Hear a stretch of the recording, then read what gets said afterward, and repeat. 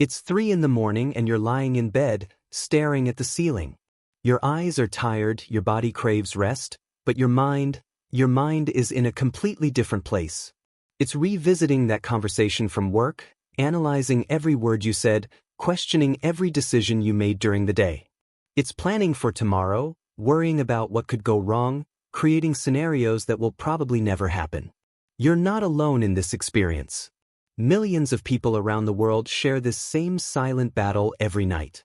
Welcome to a deep dive into the psychology of people who struggle with nighttime overthinking. Night has always played a unique role in the human experience. From the very beginning of our existence, darkness has represented both necessary rest and a moment of greatest vulnerability. Our ancestors needed to be alert during the night, when predators hunted and dangers were invisible. This evolutionary legacy still pulsates in our modern brains, but now the predators are different.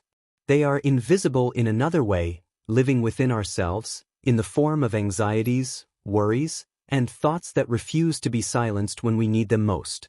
To understand excessive nighttime thinking, we first need to understand what happens in our brain when daylight fades. The prefrontal cortex, the part of the brain responsible for logical reasoning, decision-making, and impulse control, begins to reduce its activity as we approach sleep. Simultaneously, the amygdala, our emotional processing center, remains active and even becomes more sensitive. It's as if the rational guardian of our mind goes home, leaving emotions without proper supervision. This neurological shift explains why problems that seemed manageable during the day transform into immeasurable monsters at night. That argument with a colleague that you rationally processed in the morning now becomes a social catastrophe in your mind at 2 in the morning. The project that's due in a week suddenly seems impossible to complete. Your mind isn't just thinking about these problems. It's feeling them with amplified emotional intensity, without the protective filter of reason that normally helps us maintain perspective. If you're watching this documentary right now, take the opportunity to subscribe to the channel and leave a comment telling us what time it is where you are. Your participation helps us continue creating content like this. But there is something even more fascinating happening during those unwanted waking hours. The silence of the night, which should be comforting, often becomes our greatest enemy. During the day, we are constantly distracted by external stimuli: conversations, work, traffic, notifications, music. These stimuli, although sometimes exhausting, serve as a form of protection against our own thoughts. They keep us anchored in the present, in the here and now. When night arrives and these stimuli disappear, we are left alone with ourselves for the first time since waking up. And for many people, this encounter with themselves is profoundly uncomfortable. Modern psychology identifies this phenomenon as rumination, a thought pattern characterized by the obsessive repetition of worries, problems, or negative experiences. But nighttime rumination has unique characteristics. While daytime rumination can be interrupted by external demands, nighttime rumination occurs in a vacuum of distractions, allowing thoughts to deepen and intensify in increasingly complex spirals. It's like being trapped in a labyrinth of one's own mind, where each corridor leads to another, and the exit seems impossible to find. Psychologists have identified several distinct patterns of nighttime overthinking. There are those who specialize in what we call social post-analysis. These people revisit the day's social interactions, examining every word, every facial expression, every pause in the conversation, looking for signs that they said something wrong or were misinterpreted. They create elaborate narratives about what others must have thought of them, usually negative narratives that have little or no basis in reality. It's a way of trying to control the uncontrollable, of trying to secure social acceptance through retrospective analysis. Then we have the anxious planners, those whose nocturnal minds transform into an operations center for the future. They create endless mental lists, plan conversations that haven't even happened yet, prepare for scenarios that will likely never occur. At its core, this pattern reveals a deep-seated belief that over-preparation can prevent negative outcomes. It's an illusion of control, an attempt to master life's inherent uncertainty through obsessive thinking. There are also those who process past experiences, people whose nights are visited by memories of difficult moments. These memories appear in a fragmented way, bringing with them intense emotions and sensations that are difficult to express in words. The nocturnal mind tries to make sense of these experiences, tries to integrate them into the personal narrative, but often without the complete cognitive tools we have during the day when the prefrontal cortex is fully active. And then there are those whose nocturnal minds tend to amplify minor worries. A different physical sensation triggers excessive questioning. A comment from the boss takes on greater proportions. A financial worry expands into extreme scenarios. This pattern is related to high levels of anxiety, intensifying in the absence of daytime distractions and with a reduced capacity for balanced reasoning. What unites all these patterns is a fundamental characteristic: the attempt to solve through thought that which cannot be solved by thinking alone. It's like trying to get out of quicksand by fighting against it. The more you struggle, the deeper you sink. Excessive thinking creates the illusion that we are doing something productive about our problems, when in reality we are only feeding them with mental and emotional energy. Neuroscience shows us that the brain doesn't clearly distinguish between a real threat and an imagined one. When you're lying in bed imagining a catastrophic scenario at work, your sympathetic nervous system activates in the same way as if the threat were real.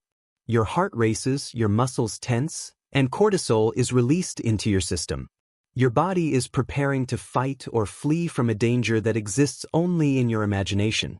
It's no surprise that after hours in this state, you feel exhausted in the morning, even if you technically slept a few hours. But why are some people more prone to this pattern than others? The answer is multifaceted. There are genetic components, with research showing that the tendency towards anxiety and ruminative thinking has hereditary aspects. There are developmental factors. Childhood experiences in less predictable environments can lead to the development of more sensitive alerting systems that continue into adulthood. There are also cultural and social components. We live in a society that values constant productivity and problem solving, making it difficult to simply be present without doing something. Personality also plays a crucial role. People with perfectionist traits are particularly vulnerable to nighttime overthinking. For the perfectionist, each day is an evaluation that must be analyzed in detail. Every mistake must be understood to ensure it is not repeated. Nighttime becomes a time of internal self-criticism where the perfectionist examines their actions with far more severity than they would with anyone else.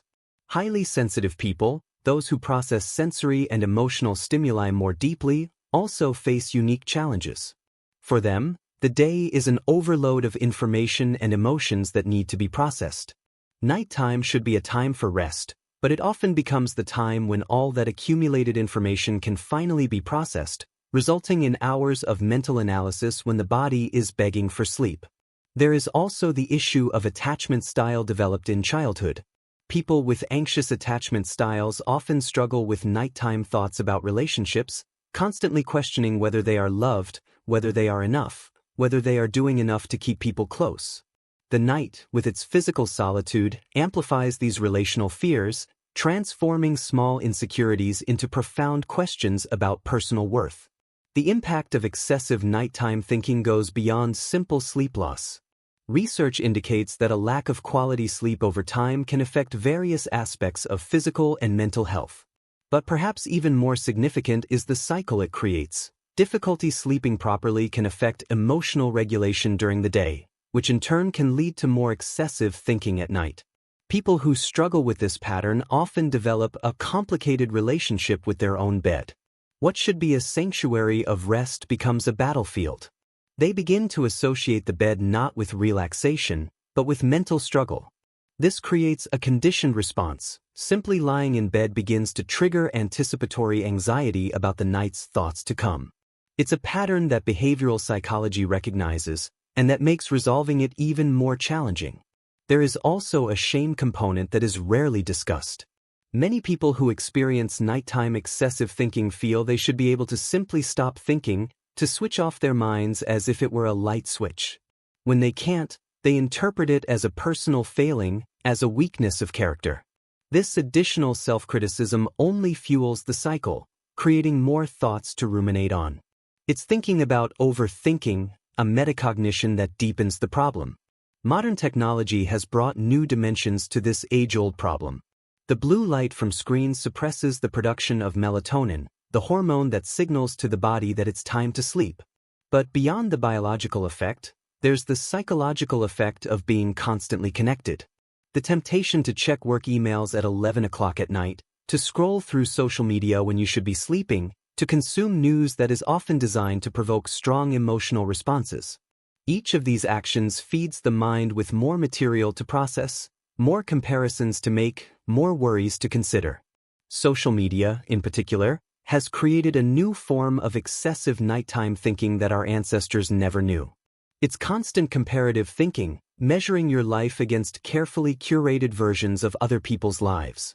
At night, when you're alone with your thoughts, these comparisons become particularly challenging.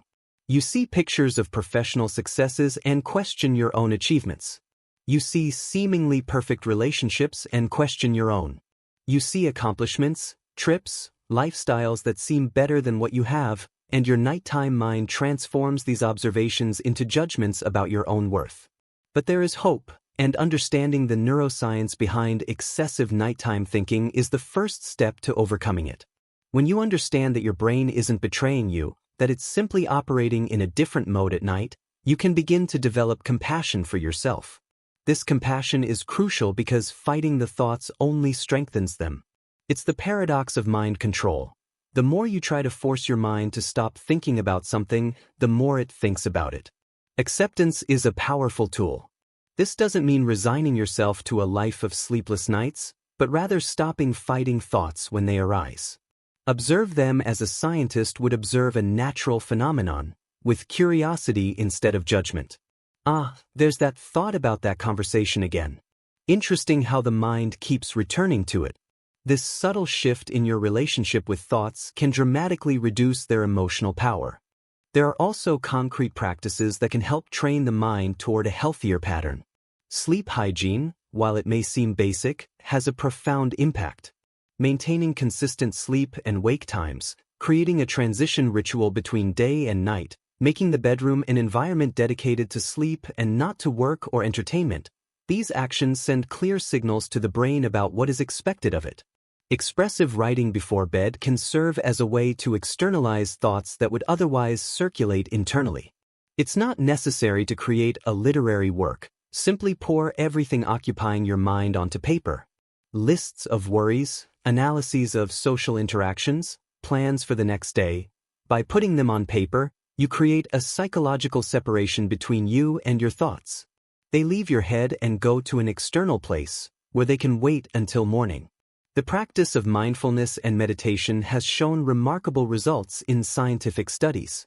Not because it teaches you to empty your mind, that's a common myth about meditation, but because it teaches you to observe thoughts without clinging to them. Imagine your thoughts as clouds passing through the sky. You can notice each cloud, observe its shape, but you don't need to cling to it or follow it. It passes and you remain. Cognitive behavioral therapy for insomnia has been recognized as one of the most effective treatments for sleep problems related to excessive thinking. It works on both thought patterns and behaviors that maintain the problem. It teaches cognitive restructuring techniques, questioning catastrophizing and negative assumptions that fuel nighttime anxiety. It also works on conditioning, breaking the association between bed and mental struggle. Sometimes, excessive nighttime thinking can be connected to broader emotional issues that deserve attention. It may be related to persistent anxiety, low moods, difficult past experiences, or life situations that call for real change beyond mental management. In these cases, seeking support from a mental health professional is a courageous and self-care step.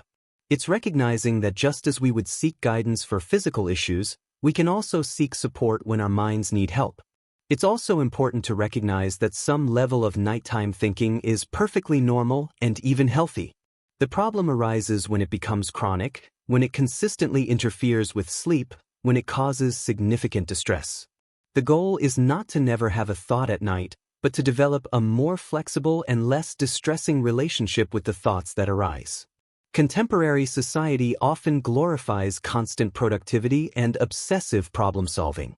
We are taught that thinking more is always better, that we should analyze everything deeply. But there is wisdom in recognizing that not all problems can be solved by thinking, and that sometimes the most productive action is simply to rest. There is courage in allowing uncertainty to exist without trying to control it immediately. For those who struggle with excessive nighttime thinking, know that you are not alone in this experience. Millions of people around the world share this silent struggle. And know also that change is possible. It doesn't happen overnight, ironically, but through consistent practice and self-compassion. Each night is a new opportunity to practice a different relationship with your thoughts, to choose kindness towards yourself instead of criticism. As we conclude this journey through the psychology of nighttime overthinking, remember that your mind is not your enemy. It's trying to protect you, keep you safe, solve problems. It simply doesn't know that 3 in the morning isn't the best time for these activities. With patience, understanding, and the right tools, you can teach your mind a new pattern, a pattern that honors both the need to process and the need to rest. May you find peace in the hours where you previously found only turmoil. May you develop compassion for yourself in moments of struggle. And may you trust that, just as the Lord God brought order to chaos in creation, you too can bring order and serenity to your mind, one night at a time.